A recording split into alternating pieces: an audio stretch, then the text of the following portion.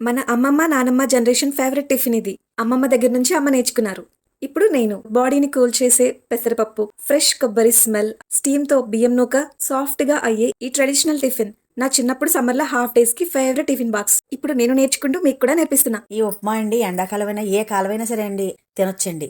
Stove వెలిగించండి, మూకుడు పెట్టి 3 స్పూన్లు నూనె వేసి, ఒక అరంగుళం అల్లం తురుము, 3 పచ్చిమిరపకాయలు కట్ చేసిన ముక్కలు, 1 స్పూను ఆవాలు, 1 స్పూను మినపప్పు, ఒక అరకప్పు పెసరపప్పు వేసి ఏగనివ్వాలి. 2 వెండిమిరపకాయలు, కరివేపాకు వేసి బాగా ఏగనిచ్చాక కొబ్బరికాయ తురుము 1 కప్పు వేసి కలిపి, 1 గ్లాసు నూకకి 2 గ్లాసులు నీళ్లు పోసి కలపాలి. రుచికి సరిపడా సాల్ట్ వేసి బాగా కలిపి మూత పెట్టి నీళ్లు బాగా మరిగాక నూక వేసి బాగా కలిపి బాగా సిమ్లో పెట్టి ఉడకనివ్వాలండి. అప్పుడు బాగా రవ్వ ఉడుకుతుంది. కప్పులతో నేను రవ్వ వేసాను అనుకుంటున్నారా?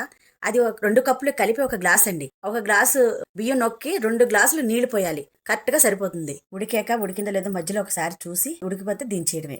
మార్నింగ్ టిఫిన్ కి ఏంటి, సాయంత్రం పూట టిఫిన్ ఉపవాసాలప్పుడు కూడా చేస్తారు కదా, అలా టిఫిన్ చేసేసుకోవచ్చండి. 2 విధాలు కూడా వాడచ్చు. ఈ ఎండాకాలంలో అండి సెలవు చేస్తుంది, వేడి చేయదు. చిన్నవాళ్ళేంటి పెద్దవాళ్ళేంటి ప్రతి ఒక్కళ్ళు తినొచ్చు. కడుపు నిండుగా ఉంటది.